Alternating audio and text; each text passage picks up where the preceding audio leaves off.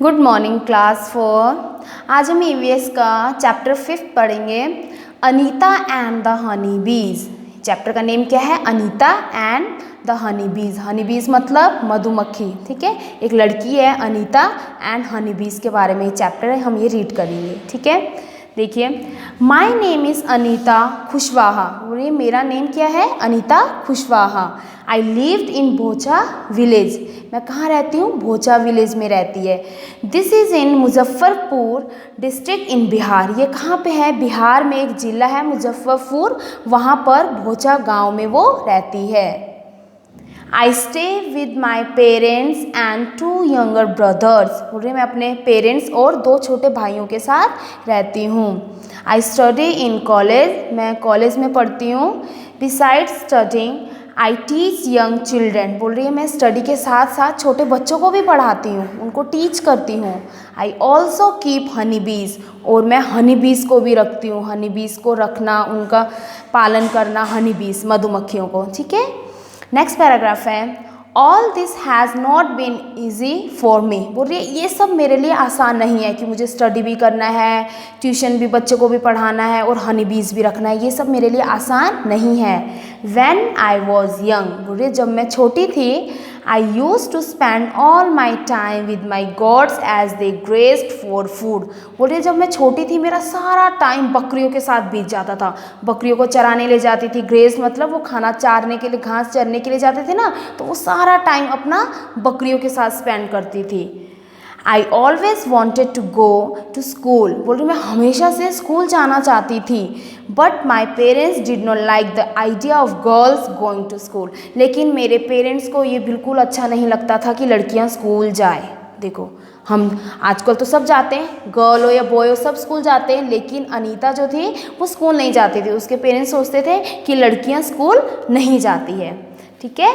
Next page है, और dream of school. School का उसका सपना था, स्कूल जाना। देखो पिक्चर में वो है ना, अनीता कैसे खड़ी है, खुश हो रही है और ऊपर की तरफ देख रही है ना। देखो क्या लिखा है, वन डे, एक दिन, I peeped in to the school in our village. बोल रही है एक दिन मेरे गांव में एक स्कूल था, मैं वहाँ पे झांक रही थी। पीप्ड मतलब स्कूल को देख रही थी वो। I could not stay away. बोली मुझसे रहा नहीं गया। I silently went and sat down behind the children. बोली मैं चुपके से गई और बच्चों के पीछे जाके बैठ गई। I felt so happy. मुझे बहुत अच्छा लगा, मैं बहुत खुश थी। I went home. बोल रही मैं घर गई। And picked up courage to talk to my parents about going to school. और मैंने अपने पेरेंट्स से बात की, उनको करेज किया कि मुझे भी स्कूल जाना है। But they told me clearly. लेकिन उसके पेरेंट्स से उसको क्लियरली बोल दिया था कि that I could not do so, कि हम ये नहीं कर सकते हैं। That day I cried and cried. बोली उस दिन मैं बहुत रोई, बस रोई रही, क्योंकि पेरेंट्स ने मना कर दिया था स्कूल नहीं जाना, इसलिए वो बहुत रो रही थी। Next paragraph, one of the teachers in my village explain to my parents why it is important to study. बोले मेरे गांव में एक टीचर थे, उन्होंने मेरे पेरेंट्स को एक्सप्लेन किया कि स्टडी क्यों इम्पॉर्टेंट है, पढ़ाई करना क्यों ज़रूरी है। The teacher told them that they would not have to pay anything for my education up to class 8th। बोले वो टीचर ने मेरे पेरेंट्स को बोला कि मेरी स्टडी के लिए, जो मैं बच्चों को पढ़ाता हूँ, उसके लिए आपको क्लास 8 तक कुछ भी पेमेंट नहीं करना, कोई पैसा नहीं देना, कोई फीस नहीं देना। 8th क्लास तक मैं एजुकेशन ऐसे ही दूंगा बच्चों को। The teacher said that, teacher ने देखो क्या कहा, it was a right of every child to go to school. बोले हक होता है, ये हर एक बच्चे का राइट होता है स्कूल जाना। राइट मतलब हक, हर एक बच्चे का हक होता है कि वो स्कूल जाए। Somehow my parents agreed। जैसे तैसे करके मेरे पेरेंट्स एग्री हो गए। उस जो टीचर ने उनको एक्सप्लेन किया था ना, वो उनकी बात को समझ गए और उसके पेरेंट्स एग्री हो गए, मान गए अनीता को स्कूल भेजने के लिए। I started going to school. मैंने स्कूल जाना शुरू कर दिया।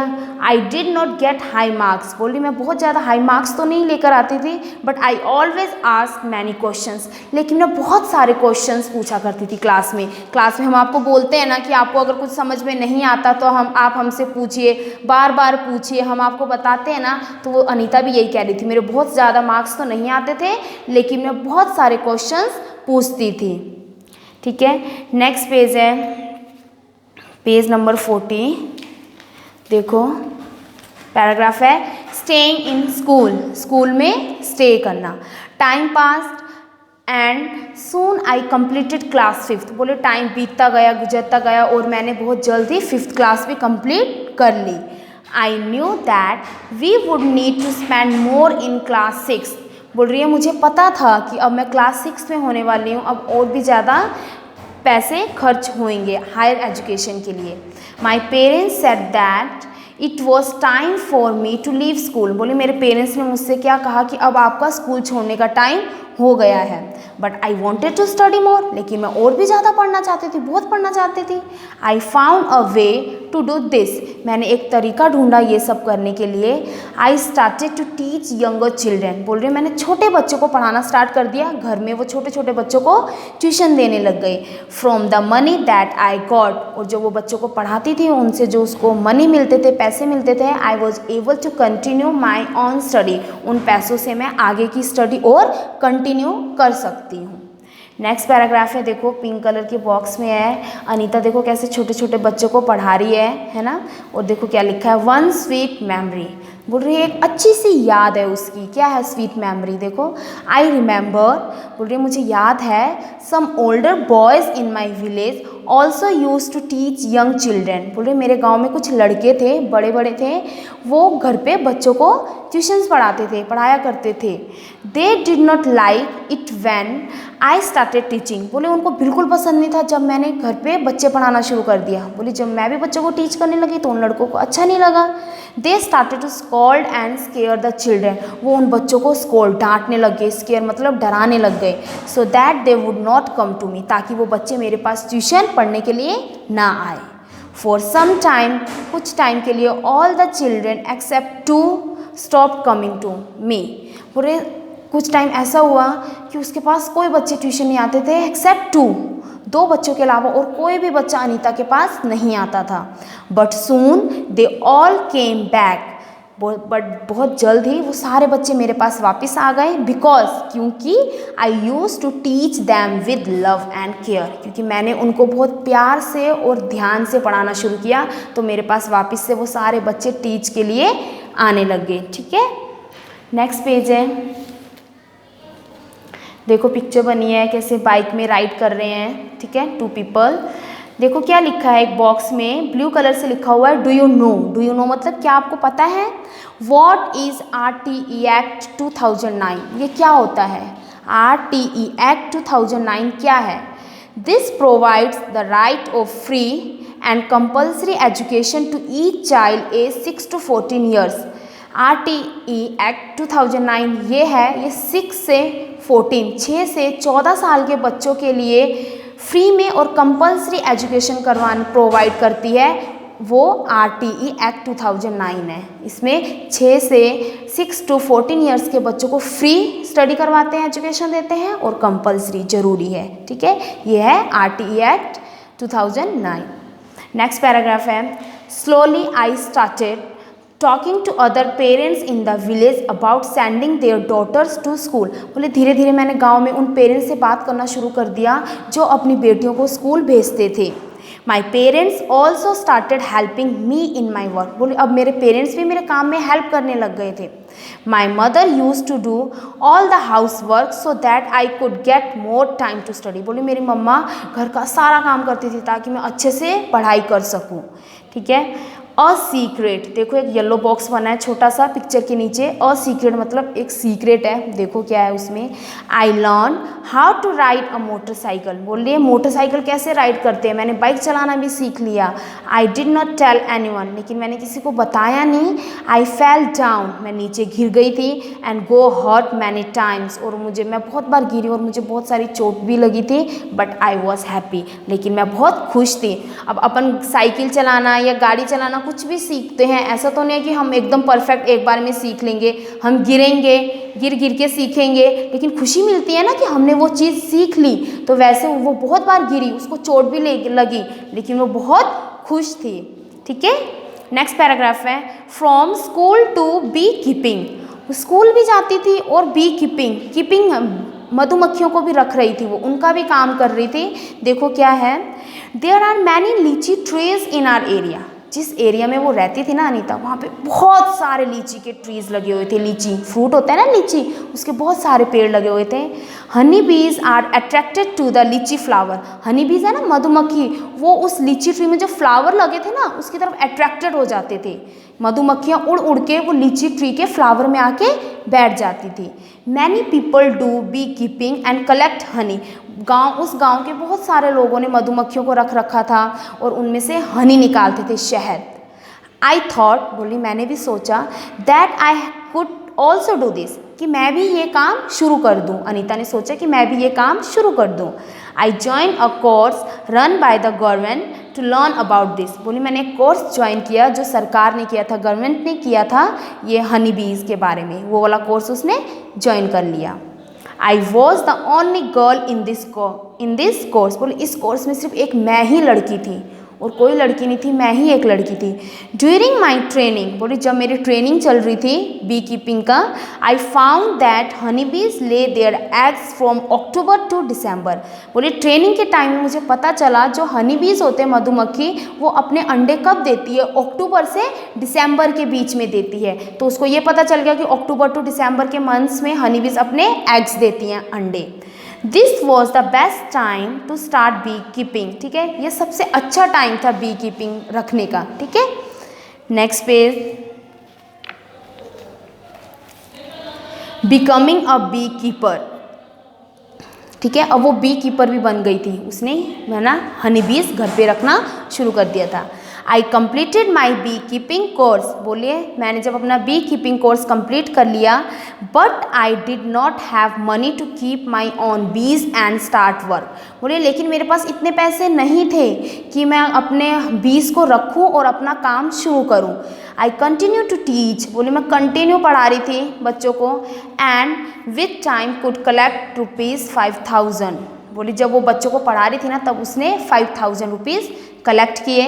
विद दिस मनी, इस पैसों से उसने क्या किया, I bought 2 boxes for keeping bees. बोली मैंने 2 बॉक्स खरीदा, उस 5,000 रुपीज़ में से उसने 2 बॉक्स खरीदा। किसके लिए खरीदा, बीज के लिए। Each box cost ₹2,000। 2 लिए थे उसने, एक बॉक्स कितने का आया, 2,000 रुपीज़ का आया, तो टोटल दोनों बॉक्स कितने रुपीज़ के हो गए, 4,000 रुपीज़ के। विद द रिमेनिंग मनी, तो 5,000 में से 4,000 तो यूज़ हो गया, उसने 2 बॉक्सेस ले ले। अब कितने बचे, 1,000 बचे थे उसके पास। I bought sugar to make the syrup for honey bees and medicine to clean the beehives. जो 1,000 रुपीज़ बचे थे ना, उस पैसों से उसने शुगर लिया। क्यों लिया शुगर, हनी बीज के लिए उसको सिरप बनाना था और कुछ दवाइयाँ लेनी थी जिससे वो बीहाइव को क्लीन कर सके। देखो पिक्चर में अनीता है, वो कैसे बॉक्स, देखो 2 बॉक्स दिख रहे हैं आपको, आयरन के बॉक्स है और उसके हाथ में देखो क्या है, वो बी हाइव कहते हैं उसको, मधुमक्खी का छत्ता होता है ना, वो है। कैसे देख रही है वो, फिर उसको क्लीन कर रही है, बॉक्स में डाल रही है। ठीक है, next page, that was in September. ठीक है, सितंबर था। बाय दिसंबर, फिर दिसंबर, I had so many bees that I had to buy 2 more boxes. बोले तो मेरे पास और भी ज़्यादा बीज हो गए तो मैंने 2 बॉक्सेस और ले लिए। 2 तो पहले से लिए थे उसने, 2 बॉक्सेस और लिए, तो टोटल अब उसके पास 4 बॉक्सेस हो गए थे। I was still learning about beekeeping. बोली मुझे सब आता था, मैंने बहुत अच्छे से सीखा ये कि बी कीपिंग कैसे करना है। मैनी टाइम्स, बहुत times the bees would sting me and my hands and face would get swollen. बोले कई बार ऐसा भी होता था कि वो बीज स्टिंग कर देते थे मुझे। स्टिंग मतलब डंक, मधुमक्खी है ना, हनी बीज ऐसे डंक कर देता है तो वहाँ पे स्वेलिंग हो जाती है ना, सूज जाता है। तो बोली बहुत बार बीज ने मुझे स्टिंग किया, हैंड्स में किया, मेरे फेस पे किया, तो वो पूरा सूज जाता था, वहाँ पे स्वेलिंग आ जाती थी। इट वुड पेन अलॉट, बहुत ज़्यादा पेन होता था जब उसमें स्वेलिंग आ जाती थी और जब वो स्टिंग कर देते थे। How could I complain to anybody, मैं कैसे किसको कंप्लेन करूँ कि मुझे ना हनी बीज ने आज स्टिंग किया, मैं कैसे किसको क्यों बोलूँ। I myself had decided to do this work, क्योंकि मैंने खुद डिसाइड किया था कि मैं ये वर्क करूँगी। अब उसने खुद डिसाइड किया था कि मैं बी कीपिंग करूँगी, तो फिर अब वो उसको स्टिंग भी कर रहे हैं हनी बीज, तो वो कैसे किसको कंप्लेन करेगी, क्योंकि उसका खुद का डिसीजन था ना कि वो बी कीपिंग का वर्क करेगी। ठीक है, नेक्स्ट देखो नीचे एक पैराग्राफ है फाइंड आउट के पास छोटा सा। The lychee trees come to flower in February. Lychee trees में फ्लावर्स कब आते हैं? फरवरी के मंथ में आते हैं। I put all my 4 boxes near the lychee orchards. बोले मैंने अपने चारों बॉक्सेस कहाँ रख दिए? लीची के ऑर्कार्ड जैसे। ऑर्कार्ड्स मतलब बगीचा, पूरा लीची का गार्डन था, बाग था, वहाँ पे उसने अपने 4 बॉक्सेस रख दिए। I got 12 kilograms of honey from each box. उसने 12 किलोग्राम हनी निकाला। किससे? ईच बॉक्स, एक बॉक्स से उसने 12 केजी हनी निकाला।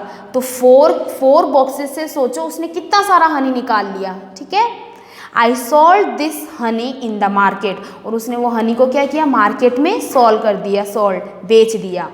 This way my first earning from my बीज। बोले ये मेरा पहला तरीका था, अपने बीज से मैंने अपने पैसे कमाए। 2 बॉक्स थे, 2 के बाद उसने 4 किए, 4 के बाद उसने उनकी बहुत केयर की। जब उसने इतना सारा हनी निकाला तो मार्केट में जाके बेच दिया उसने, और उसको बहुत सारे पैसे मिले, उसने वो पैसे कमाए। Now I have 20 boxes. और अब उसके पास कितने बॉक्सेस है? 20 बॉक्सेस है। पहले 2 थे, फिर 4 हुए, अब उसके पास 20 बॉक्सेस हैं। ठीक है। नीचे पिक्चर में देखो कैसे साइकिल चला रही है ना, गांव में 3-4 गर्ल्स हैं। ठीक है। देखो क्या लिखा है वहाँ, every day I cycle to my college. बोले हर रोज़ मैं कॉलेज कैसे जाती थी? अपने साइकिल से जाती थी। My college is in the town. उसका कॉलेज थोड़ा आगे टाउन में था, गाँव से थोड़ा दूर, 5 किलोमीटर्स अवे, 5 किलोमीटर्स दूर था। ठीक है। When I go to college, बोले जब मैं कॉलेज जाती थी, my mother prepares the syrup for the bees. तो मेरी मम्मा क्या करती थी? मेरे बीज के लिए सिरप बनाती थी वो। My father looks after the bees and takes the honey out of the boxes. बोल रहे हैं, और मेरे पापा उन हनी बीज का ध्यान रखते थे। ठीक है। जो बॉक्स से बाहर हनी था उसको उठाते थे वो। ठीक है। वो हनी का अच्छे से ध्यान रखते थे, हनी बीज का, और मम्मा सिरप तैयार करती थी बीज के लिए। Now you also know. बोलिए अब आपको पता चल गया होगा a lot about Anita. Anita के बारे में आपको पता चल गया कि अनीता क्या थी, कैसे वो सारा दिन बकरियों के साथ रहती थी, फिर उसने स्कूल जाना शुरू किया, उसने बच्चों को ट्यूशन पढ़ाया, पैसे कमाए, फिर उसने बी कीपिंग का भी काम शुरू कर दिया, और अब वो कॉलेज भी जाती है। ठीक है। नेक्स्ट पेज में देखो अनीता है, और गांव में कितने सारे पेरेंट्स बैठे, वो उनको कुछ बता रही है। देखो क्या लिखा है, Anita is known by everyone in all the villages near by. अब अनीता को हर कोई जानता था, उसके गांव के आसपास सब। She goes to all the village meeting. वो गांव में सबके घर जाती थी और मीटिंग करती थी। And talk about how important it is for everyone to study. और वो मीटिंग में क्या कहती थी कि कैसे हर एक बच्चे के लिए स्टडी कितनी ज़रूरी है, पढ़ाई। Sometimes people make fun of her. कभी कभी पीपल्स उनके साथ फन करते थे, but Anita knows, but Anita को पता था what she wants to do, कि वो क्या कर रही थी। She does exactly what she wants to. वो वही कर रही थी एग्जैक्टली जो वो चाहती थी, वही कर रही थी वो। ठीक है। Anita wants to become a wholesaler so that she can help the villagers to get the right price for their honey। Anita क्या बनना चाहती थी? होल सेलर बनना चाहती थी। वो होल सेलर इसलिए बनना चाहती थी ताकि वो सब गांव वाले को सबकी हेल्प कर सके, एग्जैक्टली राइट प्राइस क्या है हनी के। होल सेल अपन बोलते हैं ना, होल सेल की दुकान से सामान लेके आओ कोई भी, तो उसमें अपन को एग्जैक्टली जो राइट प्राइस होता है उसमें देते हैं। अगर हम दुकान से लेके आते हैं तो वो है ना, जैसे मैगी है, मैगी 12 रुपीज़ की आती है ना। होल सेल की दुकान में जाओगे वो 9 या 10 रुपीज़ की मिलेगी। तो अनीता यही समझा रही थी उन पेरेंट्स को कि मैं होल सेलर बनना चाहती हूँ और गाँव के सभी लोगों की हेल्प करूँगी कि एग्जैक्टली हनी की राइट प्राइस क्या है। ठीक है। अब उसके नीचे आ जाओ, लास्ट पैराग्राफ है। Every beehive has one queen bee that lays eggs. बोले मधुमक्खी का छत्ता होता है ना, एवरी beehive में एक क्यून, रानी वाली बी होती है जो अंडे देती है। There are only a few males in the hive. बहुत कम मेल्स हाइव होते हैं। ठीक है। Most of the bees in the hive are worker बीज।